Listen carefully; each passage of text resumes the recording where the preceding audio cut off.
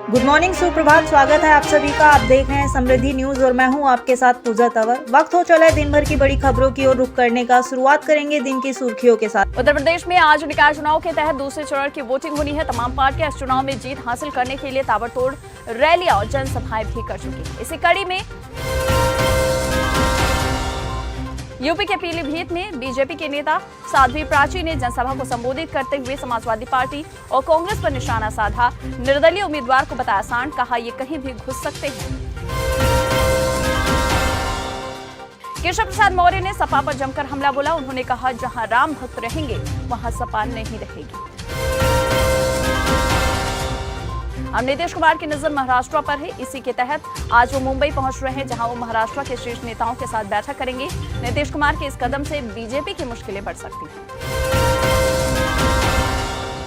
नीतीश कुमार उद्धव ठाकरे से बांद्रा स्थित मातोश्री में दोपहर के भोजन पर मिलेंगे। इसके बाद शरद पवार से दक्षिण मुंबई में उनके सिल्वर ओक्स के घर में चाय पर मिलेंगे। उधर जदयू के राष्ट्रीय सचिव कपिल पाटिल ने कहा है कि जदयू सुप्रीमो के साथ बिहार विधान परिषद के अध्यक्ष देवेश चंद्र ठाकुर और सहकारिता मंत्री संजय कुमार झा महाराष्ट्र के नेताओं के साथ बैठक करेंगे। उधर कानपुर में दंगे और कर्फ्यू के लिए जिम्मेदार लोगों को सपा ने टिकट दिए। योगी आदित्यनाथ ने हमला बोला और उन्होंने दावा किया कि बुंदेलखंड को धरती का स्वर्ग बनाएंगे। मुसलमानों को एक से ज्यादा विवाह करने के अधिकार पर रोक लगाने की पहल शुरू हो गई और इसकी शुरुआत पूर्वोत्तर के असम राज्य से होने जा रही है। दरअसल राज्य के मुख्यमंत्री हिमंत बिस्वा शर्मा ने कहा कि वो एक राज्य अधिनियम के तहत बहु विवाह पर प्रतिबंध लगाने की तैयारी कर रहे हैं। इसके लिए सरकार ने एक विशेषज्ञ समिति बनाने का फैसला कर लिया है। संजय राउत ने कहा है कि देश जल रहा है, मणिपुर जल रहा है, कश्मीर में जवानों की हत्या हो रही है और प्रधानमंत्री समेत देश के गृह मंत्री महीने भर से कर्नाटका में डेरा डाले हुए हैं। संजय राउत ने आगे ये कहा कि सारे मंत्री मुख्यमंत्री वहीं थे। ये सब भाषण माफिया हैं, रोड शो कर रहे हैं, रैली कर रहे हैं। इस चुनाव में इतिहास रचा जाएगा। 2024 के लिए शुभ संकेत है। बीजेपी हारने जा रही है, ये हार पीएम की होगी। बागेश्वर धाम के प्रमुख विदेरेंद्र शास्त्री के पटना आगमन को लेकर हो रही बयानबाजी को प्रशांत किशोर ने गैर जरूरी बताया। कहा संविधान के दायरे में सबको देश में कहीं भी आने जाने का अधिकार है। पंजाब के मुख्यमंत्री भगवंत मान ने अब ट्वीट कर कहा कि मणिपुर में फैली हिंसा के चलते वहां अगर कोई भी पंजाबी फंस गया है या कोई छात्र फंसा हुआ है तो वो इस नंबर यानी 9417936222 पर संपर्क कर सकता है। बरेली के इत्तेहादे मिल्लत काउंसिल के प्रमुख मौलाना तौकीर रजा ने भड़काऊ बयान दे दिया। मौलाना तौकीर रजा ने कहा कि माफिया अतीक की मौत का बदला लेने के साथ ही आजम खां के ऊपर हुए जुल्मों का बदला लेना है। मध्य प्रदेश पुलिस के आतंकवाद निरोधक दस्ते यानी एटीएस ने कट्टरपंथी संगठन हिज्ब उत तहरीर से जुड़े होने के संदेह में राज्य के 2 शहरों में 11 लोगों को तथा तेलंगाना पुलिस ने 5 अन्य लोगों को हैदराबाद से गिरफ्तार किया।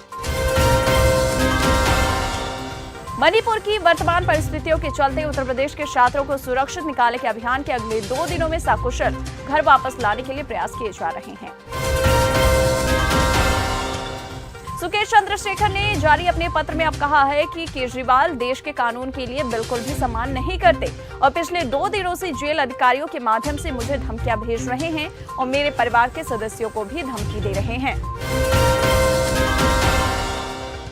बजरंग दल ने बीते दिनों बेंगलुरु समेत कई इलाकों में हनुमान चालीसा का पाठ किया। इस दौरान बजरंग दल ने ये कहा कि बजरंगबली कांग्रेस को सबक सिखाएंगे।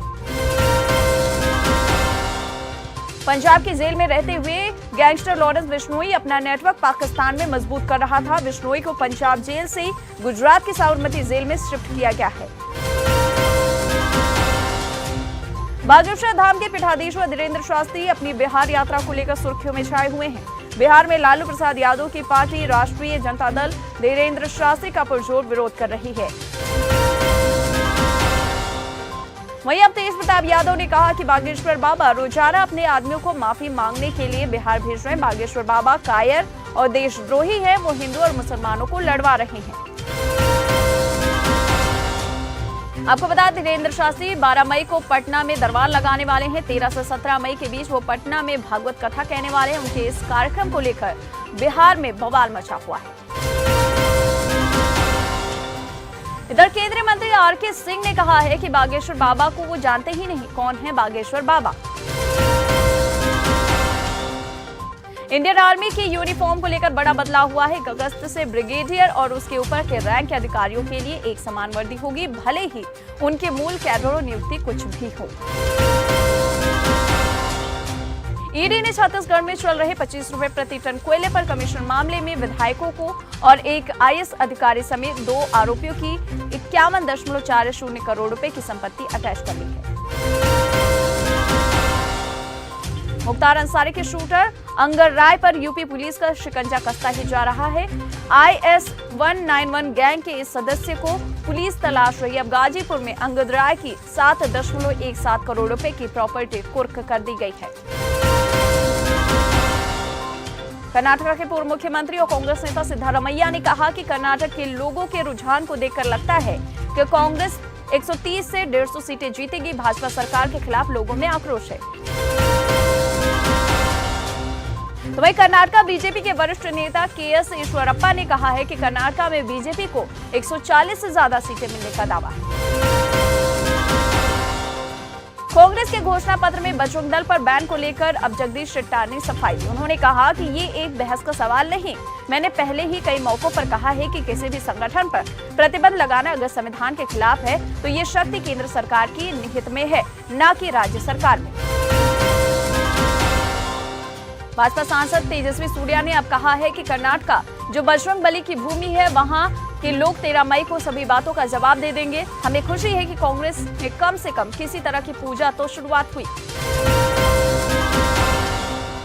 द केरला स्टोरी फिल्म को लेकर राजनीति गर्म है। राज्य के पूर्व मंत्री एनसीपी विधायक जितेंद्र अवार्ड ने फिल्म के निर्माता को लेकर विवादित बयान दिया।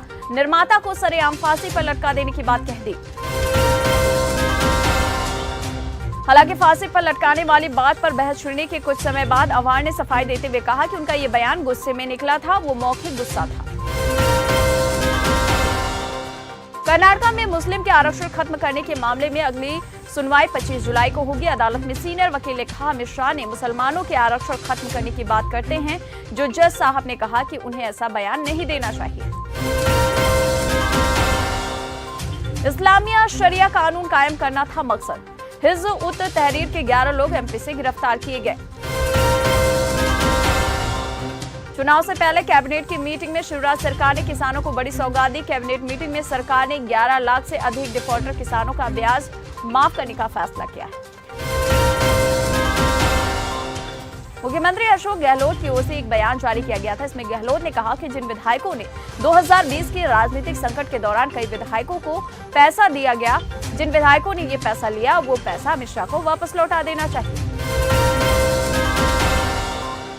अब गहलोत वाले भाषण के बाद खाचरियावास की खड़ी कहा, सोनिया और राहुल गांधी की वजह से बची थी राजस्थान की सरकार। खाचरियावास ने कहा कि सीएम उनसे करीब 20 वर्ष सीनियर हैं, ऐसे में वो खुद जाने कि उन्होंने ये बयान क्यों दिया। दिल्ली के जंतर मंतर पर पहलवानों के चल रहे धरने में खाप पंचायत और किसान नेता राकेश टिकैत के शामिल होने को लेकर क्षत्रिय युवा वाहिनी में आक्रोश व्याप्त हो गया। इसके विरोध में क्षत्रिय युवा वाहिनी के 4000 कार्यकर्ता बुलडोजर के साथ दिल्ली कूच करेंगे। केंद्रीय मंत्री सत्यपाल सिंह बघेल ने मुस्लिमों को लेकर आपत्तिजनक बयान दिया। उन्होंने कहा कि सहिष्णु मुस्लिमों को उंगलियों पर गिना जा सकता है। केंद्रीय मंत्री ने यह भी दावा किया कि जो मुट्ठी भर सहिष्णु मुसलमान हैं, वो भी इसका मुखौटा पहनते हैं ताकि उपराष्ट्रपति या राज्यपाल पद मिल सके उन्हें। दिल्ली से सटे नोएडा में अब पानी यानी जल सीवर के बिलों का भुगतान मोबाइल ऐप से किया जा सकेगा। नोएडा अथॉरिटी की सीईओ रितु महेश्वरी ने जल ऐप लॉन्च कर दिया है। देश की सर्वोच्च अदालत सुप्रीम कोर्ट ने कहा कि लाइव स्ट्रीमिंग के चलते कोर्ट आम नागरिकों के घरों और दिलों तक पहुंच रहा है। कोर्ट की लाइव स्ट्रीमिंग को घर घर पहुंचाने के लिए इसे अन्य भाषाओं में भी उपलब्ध कराने की जरूरत है। उत्तराखंड के हर की पौड़ी में धर्म छिपाकर रेस्टोरेंट चलाने वाले युवक को लोगों ने पकड़कर पुलिस को सौंप दिया। उसके आधार कार्ड में पिता का नाम मुस्लिम था। जमीयत उलेमा हिंद ने सुप्रीम कोर्ट से कहा है कि याचिकाकर्ताओं को ये दलील है कि समलैंगिक विवाह को मान्यता देने के मामले में संसद कुछ नहीं करेगी, इसलिए कोर्ट को ये मान्यता देनी चाहिए। ये बहुत ही खतरनाक सुझाव है। चारधाम यात्रा में दूसरे राज्यों के वाहनों को मान्य किए जाने पर हरिद्वार टैक्सी यूनियन ने प्रदर्शन शुरू कर दिया। यूनियन अन्य राज्यों के वाहनों पर रोक लगाने की मांग कर रही है। उधर कांग्रेस ने एमपी में नारी सम्मान योजना लॉन्च कर दी है। सरकार आने पर इसे लागू करने का वादा किया। वहीं नारी सम्मान योजना के ब्रांड एम्बेसडर पर्वतारोही मेघा परमार बनी। दिल्ली से पटना जाने का रास्ता और भी आसान होने वाला। अगले कुछ साल में 4 लेन नई रोड मिलने जा रही है, जिसके बाद पटना से दिल्ली और दिल्ली से आगरा का सफर आसान हो जाएगा। इसके शुरू होते ही छपरा, समस्तीपुर, वैशाली समेत आसपास के जिलों के लिए लोगों के लिए सहूलियत हो जाएगी। पश्चिम बंगाल में फिल्म द केरला स्टोरी को बैन किए जाने के बाद भाजपा नेता तरुण चुग ने दिल्ली में कहा कि ममता बनर्जी हर एक राष्ट्रीय कार्य में बाधा डालती हैं। आज के भारत में ममता बनर्जी एक आधुनिक भारत की नई जिन्ना की अवतार हैं, जिन्हें देश की तरक्की, देश की हर बात पर ऐतराज है। भारत में कोरोना के मामले घटते जा रहे हैं। आपको बता दें, बीते 24 घंटे में एक दिन में 2109 नए मामले सामने आए। पाकिस्तान में इमरान खान की गिरफ्तारी के बाद से ही हालात बेकाबू हुए हैं। इसी बीच भारत भी अलर्ट हो गया। नियंत्रण रेखा और अंतर्राष्ट्रीय सीमा पर बलों की ओर से कड़ी सुरक्षा रखी जा रही है। तो आज की बात बस यहीं तक। कल फिर होगी मुलाकात। जय हिंद, जय भारत।